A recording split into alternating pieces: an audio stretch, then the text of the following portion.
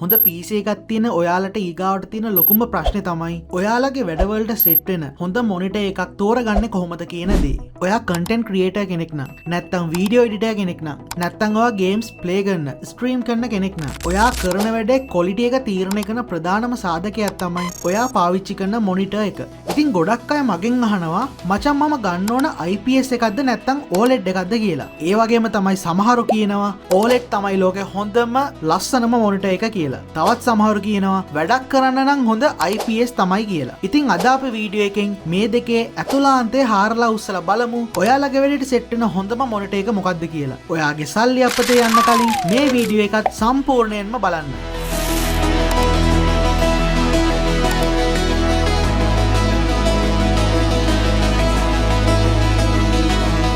ඉතින් යාළුවනේ අද වීඩියෝ එක පටන් ගන්න කලින් ඔයාලට මම ඉස්සෙල්ලාම විශ් කරනවා මේ 2026 අවුරුද්ද සුබ අලුත් අවුරුද්දක් වෙන්න කියලා. ඒ වගේම තමයි ඔයාලා ආස කරන ගේමින් PC එක, ලැප්ටොප් එක, ඔයාලගේ ගේමින් කන්සෝල් එක ඔයාලට ගන්න පුළුවන් වෙන්න කියලා මම ඉතින් මේ අලුත් අවුරුද්දේදී ප්‍රාර්ථනා කරනවා. අපි මුලින්ම කතා කරමු IPS ගැන. මේක සෑහෙන කාලයක් තිස්සේ ප්‍රොෆෙෂනල් ලෝකේ රජ කරපු තාක්ෂණයක්. ඇයි මිනිස්සු මේකට මෙච්චර ආදරේ? පළමු දේ තමයි color accuracy. ඒ කියන්නේ වර්ණවල නිවැරදි බව. ඔයා හිතන්න ඔයා වෙඩින් වීඩියෝ එකක් එඩිට් කරනවා කියලා. ඒකේ තියෙන රතු පාට print එකේදීත් ඒ විදිහටම එන්න ඕනේ නම් ඔයාට IPS එක තරම් විශ්වාසවන්ත වෙන මොකුත් නැහැ. මෙන්න මේවා තමයි IPS monitors වල වාසි. viewing angle.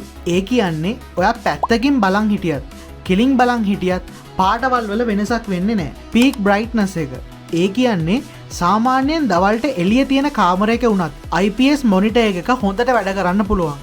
ඒ කියන්නේ ඔයාලට කලර්ස් හොඳට පෙන්නනවා. හොඳ බ්‍රයිට්නස් එකක් තියෙනවා. ඊළඟට වැදගත්ම දේ තමයි no burn-in risk. ඒ කියන්නේ ඔයා දවසට පැය 12ක් විතර Premiere Pro එකේ ටයිම්ලයින් එකක් දිග අරගෙන වැඩ කරනවා කියලා හිතන්නකෝ. ඒ නිසා මේ ස්ක්‍රීන් එකට කිසිම ඩැමේජ් එකක්වත් බර්නින් රිස්ක් එකක්වත් එන්නේ නැහැ. හැබැයි මේ IPS මොනිටර්ස් වල එක ප්‍රශ්නයක් තියෙනවා. ඒ තමයි කොන්ට්‍රාස්ට් එක. IPS පැනල් වල කළු පාට පේන්නේ නිකන් තද අලු පාටක් වගේ. මෙන්න මේකට අපි කියන්නේ IPS glow කියලා. දැන් අපි යමු අලුත්ම ට්‍රෙන්ඩ් එකට. ඒ තමයි OLED. එහෙම නැත්නම් OLED. OLED කියන්නේ ඇත්තටම වෙනම මැජික් එකක්.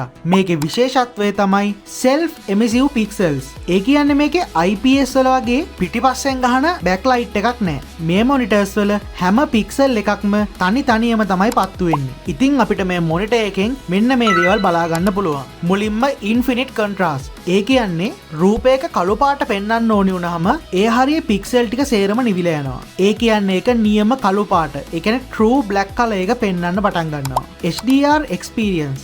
ඒ කියන්නේ ඔයා HDR වීඩියෝ එඩිට් කරනවා නම් එහෙම නැත්නම් ඔයා HDR movies බලනවා නම් OLED එකෙන් ලැබෙන ගතිය තව කොහෙන්වත් ගන්න බෑ. මේකේ අනිත් ප්‍රධාන දේ තමයි ස්පීඩ් එක. මේවේ රෙස්පොන්ස් ටයිම් එක ගොඩක් වේගවත්. ඒ කියන්නේ ඔයාලට ගේමින් වලට නම් මේක නියමෙටම සෙට් වෙනවා. අපි කලින් කතා කරපු හොඳ වගේම මේකේ ලොකු අනතුරක් තියෙනවා. ඒ කියන්නේ ඔයා වීඩියෝ එඩිට් කරද්දී software එකේ තියෙන static icon උදාහරණයක් විදිහට මෙන්න මේ බටන් එක මාස ගාණක් එකම තැන පේන්න තිබුණොත් ඒකේ හෙවණැල්ලක් වගේ දෙයක් ස්ක්‍රීන් එකේ ඉතුරු වෙනවා. ඉතින් මෙන්න මේක මේ මොනිටර්ස් වල තියෙන ලොකු අවාසියක් වෙන්න පුළුවන්. ඒ වගේම තමයි මේවා IPS මොනිටර්ස් වලට වඩා ටිකක් ගණන් වැඩි.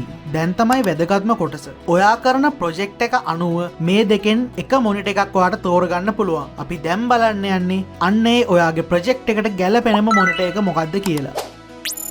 අපි මුලින්ම බලමු ඔයා YouTube වීඩියෝ කමර්ෂල්ස් හෝ වර්ණ වැදගත් වෙන ඒ කියන්නේ graphic design කරන කෙනෙක් නම් මම නිර්දේශ කරන්නේ high end IPS monitor එකක්. උදාහරණයක් විදිහට Dell Ultrasharp ඒ වගේම Asus ProArt වගේ monitors ඔයාට ගන්න පුළුවන්. මෙන්න මේ monitors ඔයාට වර්ණ ගැන 100% විශ්වාසයක් ලබා දෙනවා. ඒ වගේම ඔයා cinematic short film කරන HDR වලට videos deliver කරන කෙනෙක් නම් ඔයාට OLED display එකක් තමයි set වෙන්නේ. මොකද එතනදී shadow details බලන්න නම් OLED එකක කොන්ට්‍රාස්ට් එක ඔයාට ඕනිමයි. ඔයා content create කරන ගමන් ගේමින් කරනවා කියලා හිතන්න. එහෙනම් ඒත් ඔයාට අනිවාර්යයෙන්ම සෙට් වෙන්නේ OLED monitor එකක්. ඒක දෙන visual thrill එක වගේම වේගවත් response time එක නිසා මේ monitor එකෙන් දෙන support එක ඔයාට වෙන කිසිම panel එකකින් ගන්න බෑ. ඉතින් සාරාංශයක් විදිහට අපි මේ ටික කෙටියෙන් කිව්වොත් ඔයාලට දිගු කාලින පැවැත්මක් තියෙන. ඒ වගේම තමයි නිවැරදි වර්ණ. ඒ කියන්නේ ඔයාට true colors ඕනි නම් ඔයාලට පුළුවන් IPS monitor එකකට යන්න. ඒ වගේම හොඳ contrast colors තියෙන හොඳ cinematic visual එකක් එකක් බලන්න ඕනි නම් ඔයාලට පුළුවන් OLED monitors වලට යන්න. ඒ වගේම තමයි ඔයාලා ගේමින් කරනවා නම් ඒත් ඔයාලට සෙට් වෙන්නේ OLED monitor. ඉතින් මම පෞද්ගලිකව නම් එඩිටිංగ్ වලට පාවිච්චි කරන්නේ IPS display එකක්.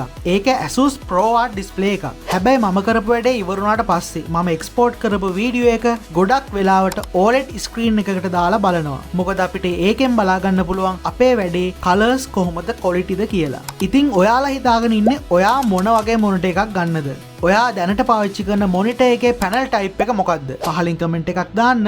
ඉතින් වෙනද වගේම මේ වීඩියෝ එක වැදගත් වුණා නම් ලයික් එකක් දාලා ඔයාලගේ යාළුවන්ටත් බලන්න ෂෙයා කරන්න. ඒ වගේම තමයි අපිව සබ්ස්ක්‍රයිබ් කරන්නත් අමතක කරන්න එපා. ඊළඟ වීඩියෝ එකෙන් ඉක්මනින්ම හමු වෙනකන් ඔයාලට හැපි ගේමින්.